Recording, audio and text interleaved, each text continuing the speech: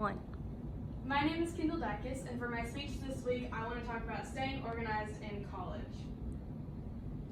So, life can be stressful enough even when you don't have assignments due at midnight. When the stress of life goes along with the stress of school, it can feel like you're spiraling. You have social pressures, you have pressure from all of your classmates to get things done. Even whenever you don't feel like you're doing the best, you've got those pressures around you. According to the Nora Corporation, 54% of college students feel like they would get better grades if they got organized and stay organized. So the question is, how do we stay organized and prepared without missing out on all of our social activities? The first part of being wise in your schoolwork is being smart socially. There's almost always a reason to put off an assignment or do something else rather than doing your homework. There will always be something that pushes you to just hold on a few more minutes.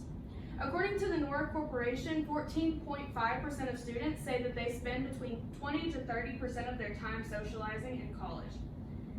The thing to know in college is that there is a time to study and there is a time to have a good time. I'm not going to bash socializing while in college because I'm a college student and I feel like that's halfway hypocritical. It's part of the fun, it's part of the experience, but it's time to kind of figure out when to say no. It's very important in college not to self-sabotage. If you have a test on Thursday, Wednesday night, you don't want to be going out partying, making yourself sick, it'll be much harder to find the motivation whenever that test rolls around. If you set aside time for studying, how do you make it a priority to actually study? Studying is something that almost every college student can shiver at least once in their college career.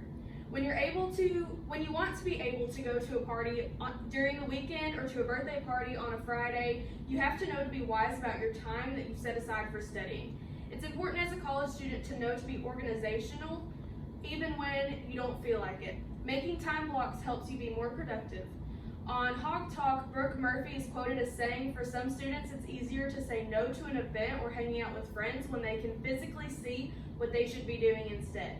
It also serves as a great motivator so your student can reward themselves with free time with their friends after they have attended their class or studied for the day." End quote. When you've told yourself you're going to study, don't use that time as an open invitation to open up TikTok or to find a new show to binge. That won't help you any in the long run. Instead, use this time to find a study method that works best for you. The University of Illinois has provided a list of study methods for students to try. Some of these include the retrieval practice, spacing, interleave, elaboration, and reflection. To find out more about these study methods, there are several sources to look up for more information. So if you're going to spend all this time studying, how do you know what to study? Organizational methods are some of the most useful information that you can have in college. Whether you prefer computer or handwritten, having some kind of organization method is so important to help you stay on task. According to Nora Corporation, 50% of students do not use a single system to manage their contacts, lecture notes, and research.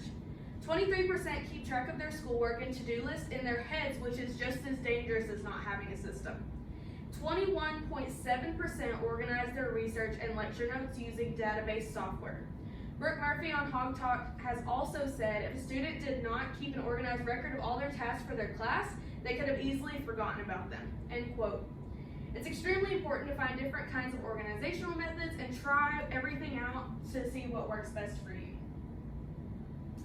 In conclusion, these are the things that I have learned through my college years and through the research that I've done for this.